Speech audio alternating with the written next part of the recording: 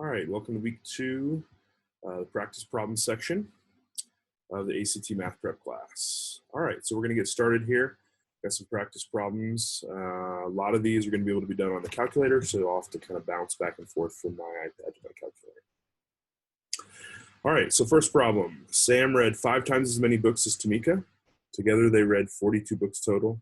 How many books did Tamika read? All right, so this is a great candidate for guess and check. Okay, on this one, it doesn't necessarily benefit us. I guess actually, you know what? We could try the strategy where we test B first and then D second, actually. I think from this one, we're going to be able to tell whether or not our guess was too small or too large. So let's guess first. We're going to say that Tamika read 4 books. Okay, that's going to be our first guess. So we're going to guess that Tamika read 4. It says that Sam read 5 times as many books as Tamika. So if Tamika read 4, Sam would have had to have read 20. So it says that they read 42 books total. That means that with that guess, they would only have read 24 books. Now that tells me a couple things. We know it's not 4. 4 is not the right answer, but it also tells me that 3 is too small. So immediately I can eliminate those 2 choices. Okay, now I'm down to 3 choices. Remember, the next guess should be D, because we're going to be able to tell after guessing that second one whether or not it's too small or too large, or if it's just right. So now we're going to say, okay, Tamika read 13 books. So Tamika read 13. Sam read 5 times as many. 5 times 13 is going to be 65. We'll just use a calculator if you're not 100% sure about that. So together they read 78 books total. That, of course, is too many. They're only supposed to have read 42, which tells me that 13 is not the answer, but also that 35 is too large. Therefore, our answer must be C, 7. All right. Moving on to question number 2. All right, question number 2 says, what is the value of n if 8 plus 2n divided by 3 equals 12? All right, so on this one, I think we're going to be able to use this strategy again of picking B, and then if B doesn't work, picking D, because I can actually tell that they're in order from smallest to largest, right? A is small, and it works your way up to E being the largest answer. And also, I think I can tell with this one whether or not my answers were too small or too big. So let's try it. Let's plug in 6 here. So 8 plus 2 times n, we're saying n is 6 in this case, divided by 3 equals 12. 2 times 6, that's 12. If I divide that by 3, I get 4. So I'm really saying 8 plus 4 equals 12. Now, on this one, we got it perfectly on the head. So B actually was the answer. So we're glad we picked B. But again, if it was too large, then I would know A is the answer, okay? If it was too small, then I'm going to pick D. And then again, I'm going to make that same analysis of was D too small or was D too big. Now, this one can actually be done on my calculator. So let's try this one on my calculator here, okay? I've got a TI-84 C. Yours may be a little different, but that's okay. All right, so first thing, remember this is an equation, so I've got a left side and a right side. So all I've got to do is I've got to graph the left side, and then I'm going to graph the right side. So first thing I do is graph the left side. So go to y equals. Okay, clear out any equations if you have them there. And type in the left side. So 8 plus 2n divided by 3. So 8 plus 2n, remember x is the same thing as n, and then that's actually divided by 3. So if I actually put this in parentheses, okay, I'm going to have to insert a parentheses here. But this will work just fine, then divided by 3. That is 2/3 x. All right, now if you're not comfortable with that way that looks, you can always do a actual fraction bar. So 8 plus, now if you hit alpha, y equals, that first choice there, n divided by d, numerator divided by denominator, that'll actually make it look like 2n divided by 3. Okay, so as you can see, I've actually graphed the left side. Now I got to graph the right side. So I come back and I hit down to the second function here, and I type it in 12. Okay. Now if I graph these two, I'm going to see one graph, and I should see the second one. Here's the problem, right? We graphed y equals 12. Okay. That's a horizontal line that goes through 12. The problem is I can't see that because it's above my height of 10. So easy way to check that is zoom out. So zoom, number 3, you gotta hit enter one more time. There we go, now I can see it. You've just gotta be able to see the intersection point for this to work. Now our little process here is second trace, that's calculate. We wanna find the intersection, so number 5. Now remember, if there's only 2 graphs, you hit enter, enter, and then guess. If there's only one intersection point, you don't really have to get close.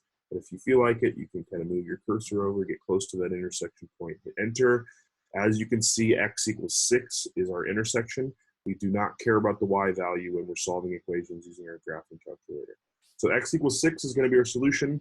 Of course, we knew that. From here, right, we already solved this and found out that x equals 6 was our solution. But just showing you another way how to do that on your calculator. Remember, you can solve any equation using your calculator. All right. Question 3, what is the value of n? Oh, excuse me. That. All right, for which values of x does x squared plus x3 minus 10 equal 0? All right, so when I'm working this problem, a couple things. I think guess and check will work here. We're solving an equation, so guess and check is a good strategy there. So let's look at these answers. I see a couple 3s. I see 3 3s. I see several -2s, and I see several -5s. So I think good guesses here would be used to test a 3, to test a -5, and a -2. Those would all be good guesses to try to eliminate some choices. So let's try 3. So right, we're going to test it. We're going to plug it into x squared plus 3 times x minus 10 equals 0. We're plugging it into the equation. We're testing 3 this time. Okay, plug it into the equation. What do we get? We get 9 plus 9 minus 10 equals 0. 9 plus 9 is 18. If I subtract 10, I don't get 0. So that means that 3 is not an answer. So anything that says that 3 is an answer or a solution, we can eliminate. So it can't be D because it says 3 is a solution, can't be E, and also it can't be A. That's perfect. We narrowed it down to 2. Now let's look here. I've got 5, 2, -5, and -2. All I got to do is pick one of those 4 answers, and it'll eliminate the choice that's wrong, or it'll tell me which one is right. So I'm going to guess 2 because it's a small number. I think that might be a little easier. Plug it into x squared plus 3 times x minus 10 equals 0. 4 plus 6, which is 10, minus 10 does give me 0. So that tells me that 2 is a solution. Now looking up at my choices, can it be B? No. B doesn't have 2 as a solution. So it has to be C. Now notice I don't have to test -5. 2 is the only, or C was the only choice left. So I've actually narrowed it down where I don't have to test the other one. I could have though, just don't have to in this situation. All right, so this one is actually a good candidate for using a calculator. So I'm going to show you how to do this on your calculator. All right, so again, we're graphing the left side and the right side of this equation. So I go ahead and clear out my memory there. If I go back and look at this, move this out of the way, x squared plus 3x minus 10 is the left side. So I'm going to type that in, x squared plus 3x minus 10. Make sure you use the correct minus, don't use the negative symbol. That won't work here. If you get an error, syntax error, you might have used the wrong negative, so go back and check that. And then I graph the right side. So just to remind you, the right side was 0, so I'm going to graph the right side there. Now, one thing to think about when I graph this, it's really clear on this calculator because it's in color. See how you can see the blue and the red really, really clearly?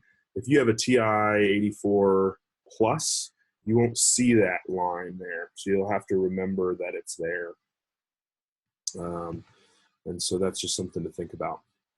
All right, so remember, second, calculate. I want to find the intersection of these 2 lines. There's only 2 graphs, so I just hit enter, enter, and then guess. Now here I do have to kind of get close on my guess because there are 2 different answers. There's 2 different solutions here. There's my 2, and then if I do the same thing, second, calculate, number 5, enter, enter, and then get close over here, I'll get my second answer, -5. Of course, we already knew those 2. From here, we already knew that C was our answer, -5 and 2. But again, just showing you that strategy on a calculator. All right, next problem. Which of the following is equivalent to x to the power of 6 minus 10 times x to the 6th plus 10?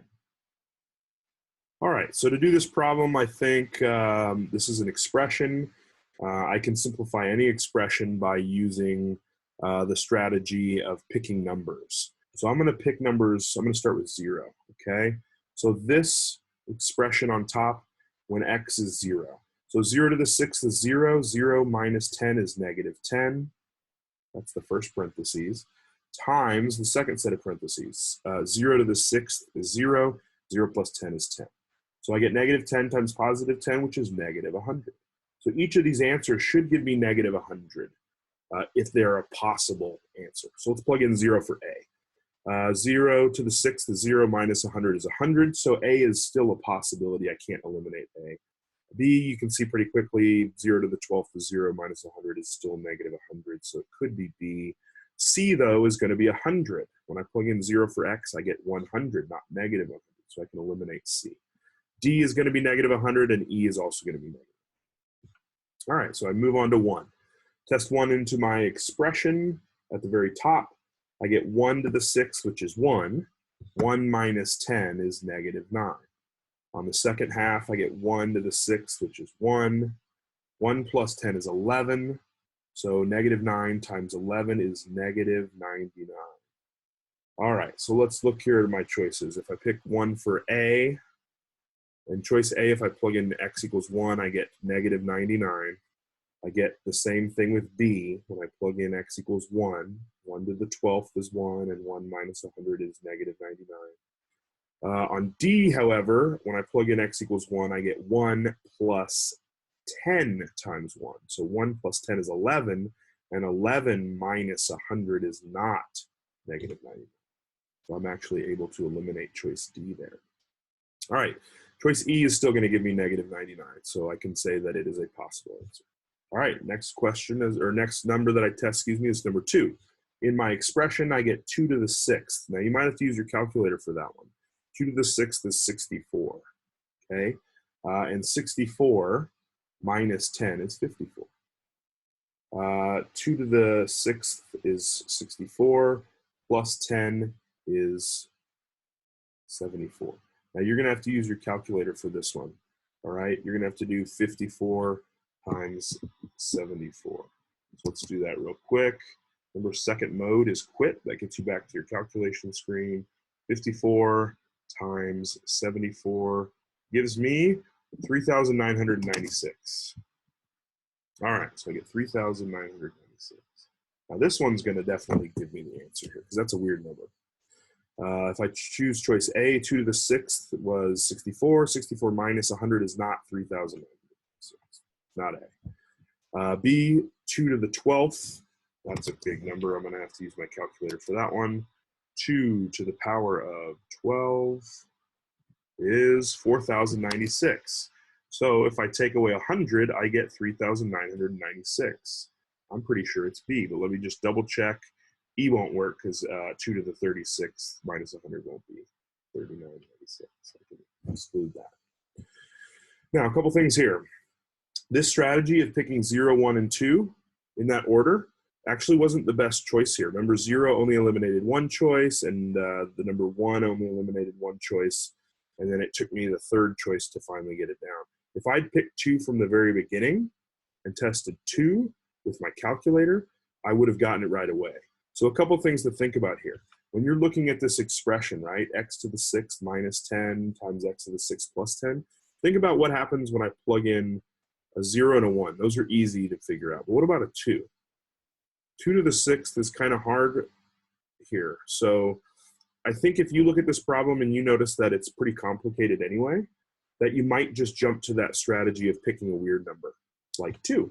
2 actually in this case is sort of a weird number because it gives us crazy answers over here, things that are very different. So each one of these gave us very different answers when we plugged in 2. So that's one thing to think about. Remember, I like to pick 9. Again, the reason I like to pick 9 is because it's right here by all the things. Actually, 3's maybe even better because it's right next to the calculations as well. But either way, if I picked a random number here, I would have easily seen that the only choice is B. But again, that's a preference. 0 and 1 are easy to do in your head, and sometimes 2 is, but in this case, 2 is difficult, which is to our advantage because it helped eliminate a bunch of answers. All right, moving on. All right, Cindy invests money into a bank. She earns 10% the first year. The second year, she makes 20% more than what she had at the end of the first year. The third year, she made 10% on top of that. What percent of the original amount did she earn? All right, so they don't tell us what she starts with. And so that means it doesn't matter what she started with. So we're going to pick 100. Now, why are we picking 100 on this one? It's because it's a percentage problem. And if we start with 100, the number that we end up with is the percentage that remains. And since that's what they're actually asking, what percent of the original amount did she earn? We'll be able to tell that pretty quickly. All right, so here we go. Start with $100. She earns 10% the first year. Now, really, 10% of 100 is 10, and you should be able to do that in your head. I've got some stuff that I'm putting on the classroom for week 1. That's some kind of basic stuff, and that's going to be included in that. But again, use your calculator if you're not sure, right? If you're not sure how to do that, check it out. 100 times 0.10. That is 10%. Hit enter, you'll see that it's 10. Okay? So she's going to add $10 because she's investing money, she's earning money back. So she ends up with 110. Then it says the second year she makes 20%. Now again, 10% is easy to calculate. Right here, 10% of 110 is 10. That's 10%.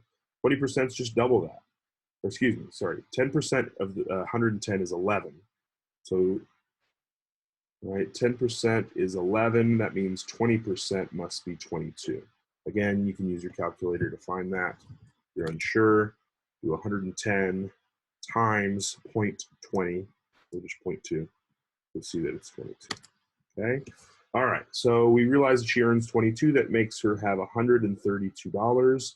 And then she makes 10% on top of that. So now we're looking for 10% of 132, right? Just remember, move your decimal over. It's 13.2. Since we're talking about money, we can add another 0 there, $13.20. When we add that, we get $145.20. Now remember, that means that she started with 100 and ended up with 145.20. Since we started with 100, this is easy to know percentage. She added 45.20%, okay, because we're basing it off 100. Now, if you had not started with 100, that's okay. Let's say you started with 200. Okay, you'd end up with $290.40. That's a little harder to tell that you made what percent, but what you would do is take the final minus the initial, so the amount she made, divided by the initial times 100. That's just too much work. That's why we like starting with 100 here. So you can see that it's D, 45.2%. That is what was added. This 45.2 was added on top of that 100. That means she earned 45.2%. All right. Moving on to the next question. For all x, negative 4x squared plus x minus 12 minus 2 times x to the third minus 6x squared plus x minus 2 equals. Okay, so for this one, we're dealing with an expression here. Remember, we can always use our little shortcut here for expressions. We're going to try to test those numbers. We're going to test 0 into the original expression. It's actually pretty quick here. The negative 4x squared plus x minus 12 is just negative 12. Right? If you think about that, anything with an x, that 0 goes away here. Then we're subtracting 2 times negative 2. Well, where did I get that? Well, I did 0 to the third minus 6 times 0 squared plus 0 minus 2. It's just negative 2. All the x's disappear because they're 0. And you're left with negative 2. So that's pretty quick here. Minus 12 plus 4. Excuse me. That gives me negative 8. So when I plug in 0, I get negative 8. So that's kind of my target here. So let's plug in 0 into all these answer choices. Plug in 0 into A. What do you get? You get 24. It's not A. It did not get me to my target goal, which was negative 8. Plug it in for B. 6 times 0 to the 9th. That's 0. It's not 8. Let's see. Excuse me, it's not negative 8. That's our target goal. C is going to give me -8, so it could be C. D is not going to give me -8 because it gives me 8. So it's either C or E. That was great. 0 helped eliminate a lot of choices here. Now let's try testing 1. So -4 times 1 squared is -4, right? Plus 1, that's just x, minus 12. Okay, there's my first set of parentheses when I plug in 1. Okay, just a reminder, I'm plugging it into right there. When I plug in x equals 1, I get -4 plus 1 minus 12. Minus 2 times 1, that's 1 cubed, minus 6, that's 6 times 1 squared, plus 1 minus 2. It's actually fairly easy. Remember, you could type this into your calculator if you weren't really good at mental math. That's okay. When you calculate this, you get -15 minus 2 times 1 plus 1 minus 2 is 0, minus 6 is -6. So you get -15 plus 12, which is -3. Okay? So one of these is going to hopefully give us -3. And hopefully both of them won't give us -3. That won't help us narrow it down. So plug it into choice C, right? So choice C is going to be 2 plus 8 minus 1 minus 8. Again, it's so quick to do when you're plugging in 1. Because anything 1 cubed is itself, and then times 2 is 2. Right? I'm talking about this first little bit here. All right, oops. So I somehow deleted everything. That's okay. We know our target is -3 when x is equal to 1. So we plug it into C, we get 2 plus 8 minus 1 minus 8. That's 10. Minus 9, that's -1, so it can't be C. We can double check E real quick. It's -2 plus 8 minus 1 minus 8. I get -3. So E is our answer. Now again, remember, this isn't necessarily the fastest way to do this problem. I think the actually distributing the -2 here and then combining like terms is probably the fastest way. But this is a fallback in case you don't know how to do a problem. You can always simplify an expression using this strategy. Now, let's try picking a weird number, right? Let's try like 3. Okay, 3 is weird enough. Let's plug in the let's graph the left side. So clear all this out, and let's do it. So -4, and we're using the negative sign, not the minus sign, times 3 squared plus x, which remember is 3, minus 12. Oh gosh, I'm typing this into the wrong place, aren't I? Just making sure you're paying attention. All right, so let's do it here. We'll go ahead and write it just like we see it. -4 times x squared, okay, plus x. Remember, I'm using 3 for x. Every time I say x, I'm really going to write it 12, or a 3, minus 12, minus 2 times x to the power of 3. Don't forget your little caret button there, right? Caret is to raise anything to a power other than 2. The power of 3 minus 6 times x squared plus x minus 2. Now, all that work, boom, gives me a 7 here. So what I'm doing then is I'm plugging in 3 for all the answer choices, and you'll notice that the only one that's going to work is going to be E.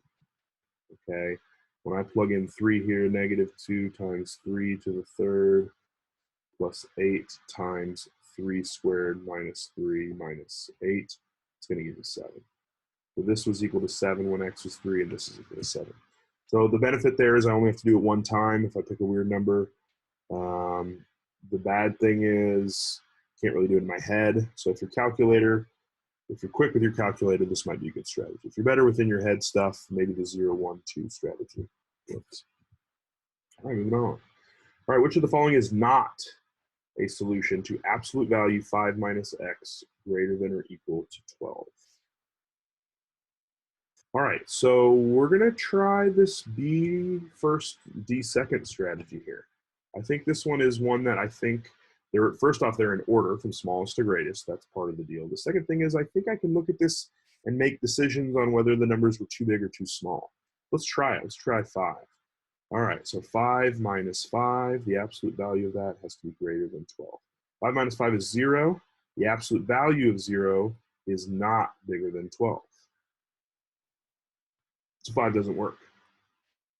Now think about 2, right? 2 would have given me 5 minus 2, which is 3, and 3 wouldn't be bigger than 12. So 2 doesn't work either. So now let's try 12, okay? 5 minus 12, absolute value greater than or equal to 12. The absolute value here is negative 7, which when I take the absolute value is 7, which is not bigger than 12, okay? So 12 did not work. Now, if you can really think about this, 5 minus 7 would be negative 2, which would absolute value be 2, so 7 doesn't work. So 35 is the only choice that works. So in this one, the D first, D second wasn't necessarily an amazing way to do it. In other words, we couldn't really tell. But this one was quick enough to where when I test answers, I could figure it out pretty quickly in my head. So that's okay. Sometimes you're going to try a problem and you think this B first, D second strategy is really going to be effective, and sometimes you get into it and realize it isn't, and that's okay. You're still just doing guess and check, just in a random, what appears to be a random one. So that's okay. So E is our solution. Let's look and see how to do this one on a calculator. Okay, so let's actually go back to this. Let's look at this. So it's an inequality. All right, inequalities can actually be solved the same way. You just have to think about them a little differently using our calculator. So we're going to graph the left side and we're going to graph the right side, and we're going to see when is the left side bigger. Okay, so let's have a look here. Let's see, y equals, got to clear this out, and I'm going to do absolute value. If you're not sure where absolute value is, it's under math, numbers. Got to go over here to numbers, math, over to numbers, and enter. It is also under alpha window. It's number 1 there, alpha window. Yeah, either way it works. So it'll bring up your little guy there, your absolute value signs. 5 minus x. All right, that's the left side, and now we're going to graph the right side, which is 12. Okay, now we want to know when the left side is greater than the right side. Okay, so let's graph it. So look here, over here at like negative 20 or something, right? You see how the blue is bigger? It's got a higher value. It's higher up. That is 5 minus x. So 5 minus x is bigger over here. Okay. Now, if we look at our answer choices, you can see that 2. All right, where is 2? 2 is right here. You can see that the red line is bigger, which means when I plug in 2, the 12 is actually going to be bigger. And you can see that from here, right? When I plugged in 2, 5 minus 2 absolute value is greater than 12. I got 3 is bigger than 12. It's not true. 12 is bigger than 3. And what that looks like on the graphing calculator is right here at 2, the red line is bigger than the blue line. You can see how at all my other choices at 5. When I go over to 5, red is bigger, which is not what we want. We want the blue line to be bigger, the 5 minus x absolute value. 7, 12, 35. If I go over to 7, no, red's bigger. 12, nope, red's bigger. 35, though, way over here, yeah, the blue line is bigger. So the only time when the left side is bigger than the right side is after this point right here. Okay, and that's something that you might have to practice a few times. But which one is on top? Which one is bigger? Or if it says less than, which one is smaller?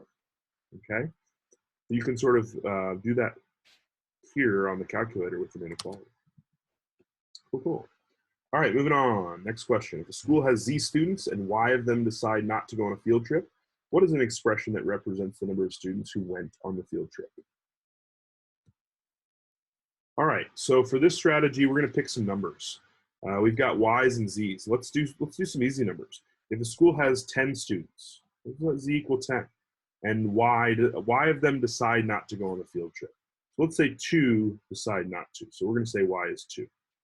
So, okay, so 2 don't go. First of all, that tells me that 8 do go out of 10 total. All right, So the thing is, we want to know, what is the expression that represents the number of students who went on the field trip? Okay. Now, actually, this problem is misleading. It's supposed to say a fraction of students. Okay, the fraction of the number of students. I'll have to make that correction. So the fraction of students. Well, if I have 10 total, right, your total always goes in the bottom. There's 8 out of 10 that go. It's easy as that, right? 8 out of 10 do go on the field trip. That's the fraction.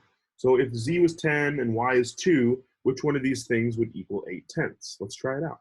Z minus y, right? Choice A, z minus y. Z minus y is 8 over z, which is 10. That's 8/10. It could be A. Let's try B. Y minus z. Y minus z. So 2 minus 10 is negative 8 over y, which is 2. That's obviously not. So A is possible, yes. B is not possible. Let's look at C. Y minus z over z. Y minus z was negative 8 over 10. That's not the same thing. And you'll see with D and E, same thing. When I plug in those numbers, none of them match what I got here. So that tells me that A has to be my answer, okay? What fraction of students went on the field trip? A represents the fraction of students that went. Remember, this works for any number. I could pick a different number. I don't have to pick 10 and 2. I can pick anything, but either way, whatever numbers I pick will only work with A. All right, moving along. Which of the following represents the solution set of 2 times 3x plus 4 plus 7 is less than or equal to 5x plus 9? All right, so a couple things. I've got these answer choices in graph form. So all the answers they look like graphs. So you can see A is everything less than -6, B is everything bigger than -6, C is everything less than -2, D is everything less than 2, E is everything greater than 6. So remember, we talked about those endpoints. The endpoints are very particular. When you have an inequality and you have an endpoint like this, okay, where it's shaded off to the right. Let's say this is answer choice E, where this is 6. That endpoint, when you plug it into that equation, not only is it going to say something true, it's going to say something very specific. It's going to say, let's see, when I plug in 6, maybe I get 36 on the left side, and then I get 36 on the right side. Okay, it's true that 36 is less than or equal to 36, but you see how it's actually equal to?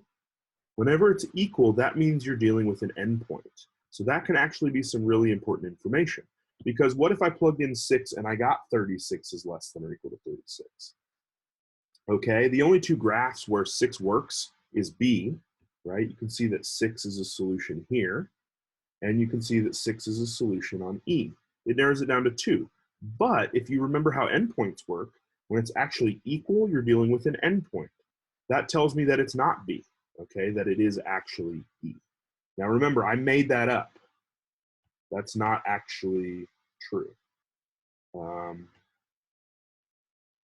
So in fact, what actually happened is we should test a point. Let's test 6. Let's actually plug in 6, okay? So 2 times 3 times 6 plus 4 plus 7 less than or equal to 5 times 6 plus 9. Do parentheses first, that's 18 plus 4 is 22 times 2 is 44. If you add 7 to that, you get 51. Over here, you get 30 plus 9, which is 39. So it looks like that 0.6 is not a solution because it does not give me something true. It is not true that 51 is less than or equal to 39, which tells me that 6 is not a solution. So everything on here that has a 6 as a solution is not a choice. It cannot be E, and it cannot be B. All right, so let's look at our remaining choices. I can already tell, and I've done this a lot, this might not be as obvious to you, but you got to just practice these things. -2 is really, really a good choice for this next one for a couple of reasons. If -2 is a solution, I'll narrow it down to C or D, because -2 is not a solution in A. So if -2 works, it's going to say A cannot be the answer because A does not have -2 as a solution. If -2 works and it's not an endpoint, like where maybe you have something like 36 is less than or equal to 50, see how it's true but it's not equal? Then we'll know that it's D because -2 is not an endpoint here. But if I plug it in and I get something like 36 is less than or equal to 36, which is true, and actually equal, it tells me that it's an endpoint. So I'm actually going to be able to really decide with my next guess of -2 whether or not it works. Okay, so let's try it. Let's plug in -2. 2 times 3 times -2 plus 4 plus 7 is less than or equal to 5 times -2 plus 9. Okay, number start inside your parentheses. -6 plus 4, which is -2, times 2 plus 7 less than or equal to, we'll go ahead and multiply this, -10 plus 9. 2 times -2 is -4.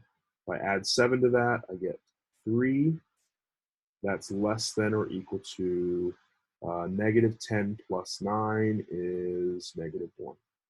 3 is not less than or equal to -1. So -2 is not a solution. Okay, remember we already had eliminated E and we already eliminated E. So if -2 is not a solution, C says that -2 is a solution, but it's not. That means it can't be C. It can't be D because D is showing that -2 is a solution, but it's not a solution. We just found out that by plugging it in. Remember, a solution is any number that when you plug into an equation or inequality, it says something true. So because it says something false, that tells me it's not a solution, which means it has to be choice A. All right. Now, this one can be done on a graphing calculator, and I'll just show it to you real quick. What you do is you do the same thing. You graph the left side, you graph the right side. We want to know when the right side is bigger, okay? And we'll be able to see that here. So y equals, go ahead and clear these out. All right, so the left side said 2 times 3x plus 4 plus 7. All right, and the right side said 5x plus 9. If we graph these, you'll see the first one and the second one. Now this is kind of hard to tell. I might need to zoom back in, or zoom standard actually, get back to the regular zoom. And again, this is a little hard to tell. So maybe I'll adjust my window. I need to see down a little bit. That's the Y. Remember, Y is up and down. So I'm going to change my Y minimum to -30, and I'll change my Y maximum to -10. I think that will do it. All right, so you can see here on the intersection that to the left of whatever this X value is, okay, to the left of whatever this X value is, the red line is bigger. To the right, the red line is smaller. Now, which one is my red line? Red line is 5x plus 9. And if you remember, we want to know when the right side is bigger. So we want to know when the red is bigger. The red is bigger to the left of whatever this X value is. And if I go back here, the only one that it could be is A, because this is saying everything to the left of -6 is a solution, right? Now, remember, I could use my intersection tool here. I could go here and say, all right, second, calculate, number 5, the intersection of these 3 things. And I see, yes, the intersection's at -6. So to the left of -6, red is bigger, which means to the left of -6, the right side is bigger, which is what we're looking for. So that's why it would be A. All right, I hope that makes sense there. All right, looking at the next problem. What is the solution set of the 4th root of x squared minus 6x equals 2? All right, so starting out on this problem, I could use guess and check. Looks like my only answer choices are -2, 2, 8, and -8, right? That says -2, that's 2, that's 8, that's -2 and 8, that's plus and -2 and -8. There's really only 4 things I could possibly test here. I think I think -2 would be a really good choice. Because -2 is either going to narrow it down to A, D, and E, right? If -2 works, then it could be these three. Or if -2 doesn't work, then it has to be B or C, which is good. We want to be able to narrow it down. So I think that's a good one to test. So let's test -2. Fourth root of -2 squared minus 6 times -2. Notice I'm using parentheses here. -2 squared is 4, because 2 negatives multiply to make a positive, because what we're really doing is -2 times -2. 2 negatives here, the -6 and the -2 multiply to be a plus 12. So we're doing ultimately the fourth root of 16. And we want to know, does that equal 2? That's our question. Does it equal 2? Fourth root of 16. Great time to use your calculator, right? Get out of there by second quit.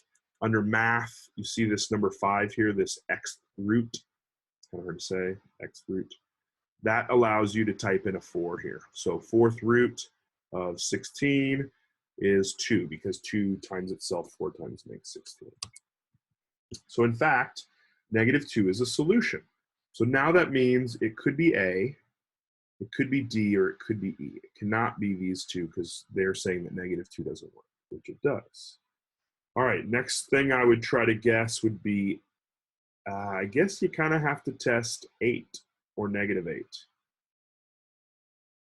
I think you have to test both of them. So let's try it here. Fourth root of 8 squared minus 6 times 8. Does that equal 2? 64 minus 48 is 16. And we do know that the second root of 16 is 2. We already did that math. So what does that tell me? It tells me that number that I plugged in is a solution. So 2 and 8, -2 and 8 are solutions. Can't be A then, because A is only saying only -2. Could it be E? No, E is saying that -8 is a solution, but not 8. It doesn't say that 8 is a solution. So it can't be E. So ultimately, has to be D, -2 and 8. All right, so this one can be worked on your graphing calculator. It's an equation. We can always solve equations using our graphing calculator. So let's go back to this. Let's graph the left side and the right side. All right, clear all this out. All right, so remember where that was, that fourth root? It's under math down here at number 5.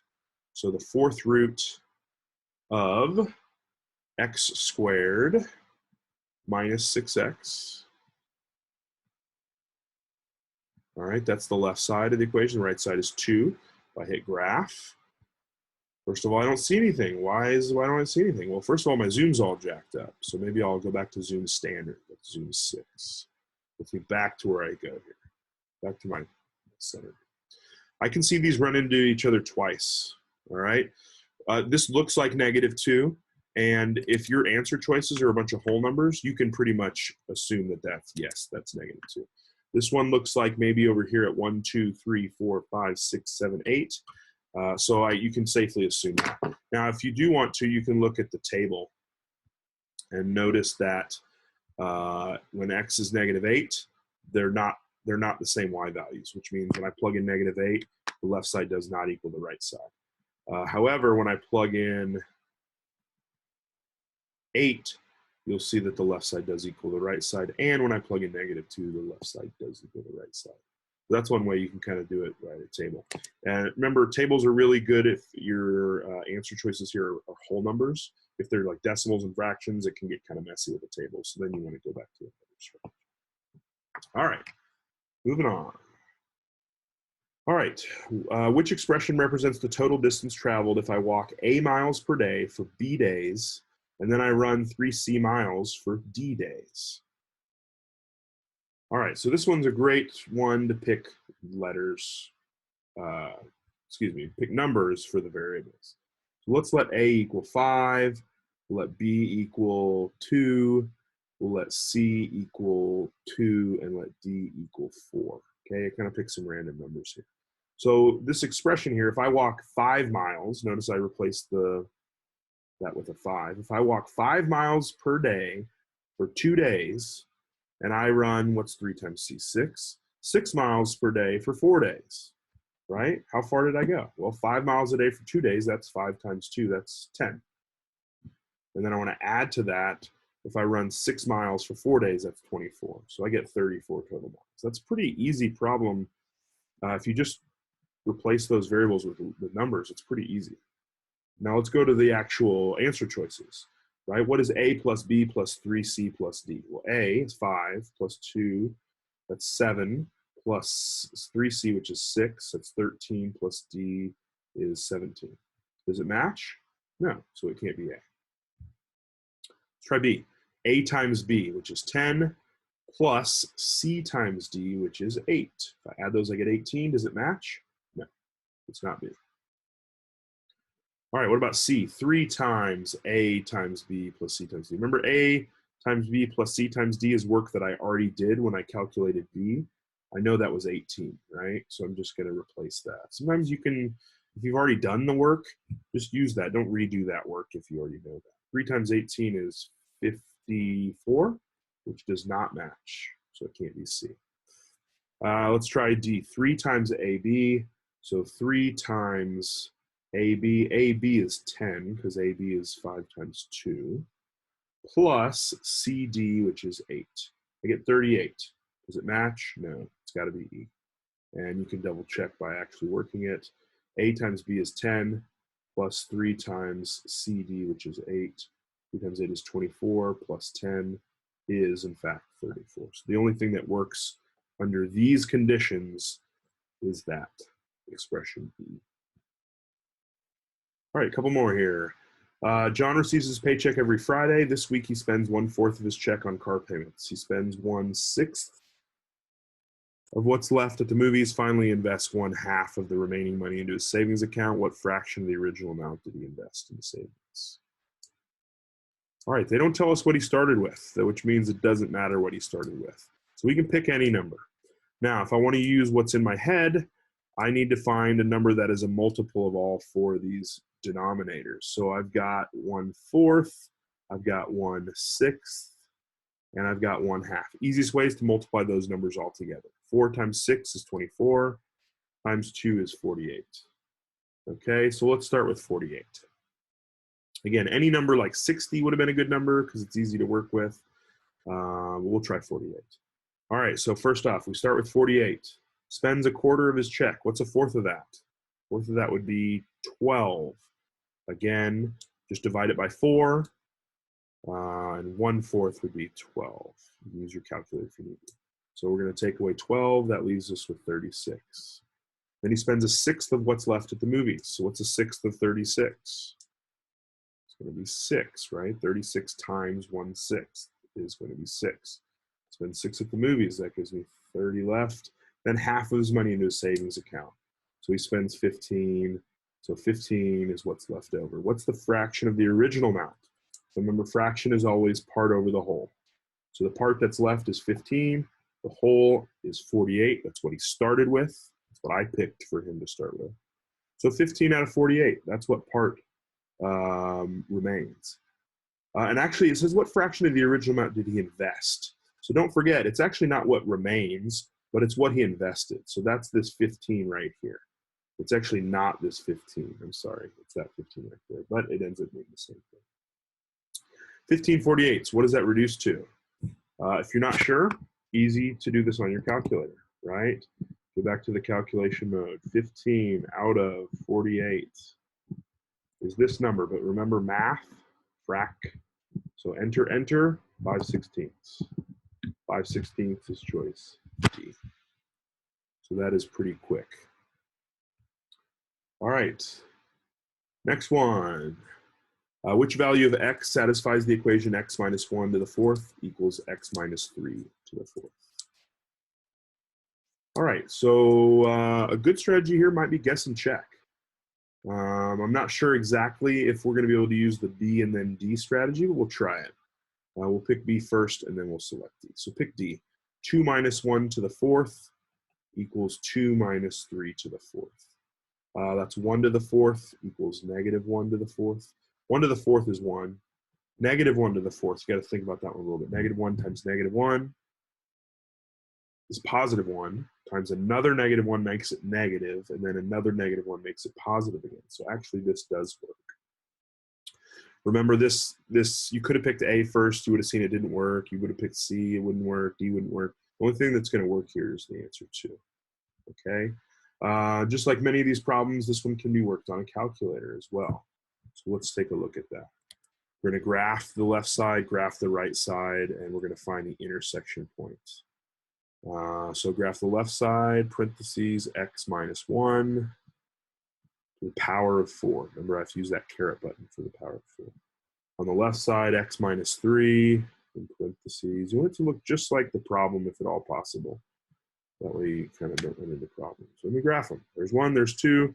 I can see when x is 2, they intersect each other. Again, if you're not sure, second calculate number 5. There's only 2, so enter, and then guess. There's only 1, you don't really have to get close on the guess there. So you get x equals 2. Remember, we don't care about the y value when we do this graphing strategy. Okay. All right, so let's go. Keep moving here. All right. Next problem says, what is the solution set for the inequality? Negative 2x minus 4 greater than or equal to x minus 5. All right, so let's try some guess and check here. Let's see, if I look at all my answer choices, 3 would be an endpoint. On A and B, 3 would not be a solution for C, 3 would be a solution for D, 3 would not be a solution for E. So those is a solution, isn't a solution, all those things are good. So maybe we'll test 3. All right. Greater than or equal to 3 minus 5. Do the parentheses first. That's 6 minus 4, which is 2. So it's negative 2. Got to be careful there. Negative 2 is greater than or equal to negative 2. So a couple things here. Negative 2 is greater than or equal to negative 2. Okay, that's true, which means that 3 is a solution. 3 is a solution here. It's a solution here. 3 is not a solution on C because it's saying everything less than negative 3. So 3 is not a solution. X is greater than negative 3. 3 is greater than negative 3. Also, one thing, don't forget this negative 2, that's not the number that we're testing. That's not the solution. It tells us whether it is a solution. The solution is the number that we plugged in for X, right? We plugged in 3. So 3 is the number that we're going to see is or isn't a solution. These numbers at the bottom just tell me if it is or isn't, okay? Choice E, could it be E? E says X is less than or equal to 0. 3 is not less than or equal to 0. Can't be that one. Now, why can't it be D, even though 3 is a solution? It has to do with, we've got equality down here, right? When they're equal in inequalities, that means you're talking about an actual endpoint. So see how X is less than or equal to 3 is an endpoint, and X is greater than or equal to 3 is an endpoint? That's why it can't be D, because negative 3 would be an endpoint. Negative 3 is not an endpoint here. So I've narrowed it down to A or B. So I've just got to pick one number on either side. Remember, visually, what's happening here is it's either everything over here or it's everything over here. So all I got to do is pick a point on either side and it'll tell me whether that's the right way or not. I think 0 is the best choice here. Zeros are easy to work with. So let's plug in 0. Negative 2 times 0, which is 0, minus 4, greater than or equal to 0 minus 5. 0 minus 4 is negative 4, but don't forget that negative changes it to a positive 4. So I get 4 is greater than or equal to negative 5, which is true. So 0 is a solution. So A says that everything less than 3 is a solution. And since 0 is a solution, that means that A is truthful there. It actually is a solution. Okay, so that means it can't be B. So we're going to go with A. All right, last problem. The equation square root of 17 plus n plus the square root of n equals 17 is true for which value of n? All right, so this one's a prime candidate for picking B first and then picking D second, because I can actually tell pretty easily whether or not when I plug in this number, it gives me 17, or whether I needed more to get to 17 or less. Every time there's a number over here on the right side by itself, this is usually a really good strategy, unless you've got some absolute values or squares or anything that might kind of trip you up a little bit. But this is going to be an easy one. So let's try B. 17 plus 9, the square root of that, plus the square root of 9 equals 17. True or false? Start with the group here. 17 plus 9 is 26. Square root of 26 plus 3. Does that equal 17? Well, if this doesn't come out to 14, it won't add to 3 to make 17. Again, if you weren't sure, you could type that in your calculator. So the square root of 26 is that 5.09. So if I added 3 to that, would I get 17? No, I wouldn't. So that tells me that that number does not work. And also, what am I trying to get? I'm trying to get 17. So 9 not only doesn't get me to 17, it got me 8 point something, right? It's too small, which tells me something about A. Can A be my answer? No, A is not going to get me there. Next choice, D, 49. All right, square root of 17 plus 49 plus the square root of 49 equals 17. 17 plus 49 is 66 plus the square root of 49, sorry, that's just 7 equals 17. So what's the square root of 66? Square root 66 is that. If I add 7 to that, I only get 15. It's not enough. Not only is it not work, but it's not big enough, which tells me it can't be 16. 16 is too small. It's got to be 64. All right, and if I were to check that, 17 plus 64 is 81. The square root's to be 9. The square root's to be 8. 9 plus 8 gives me 17. That strategy of pick D first and then pick D second was really effective. I only had to test 2 things, and I knew the answer between 5, which is pretty awesome. All right, that's it. Thanks for being here, and have a good one.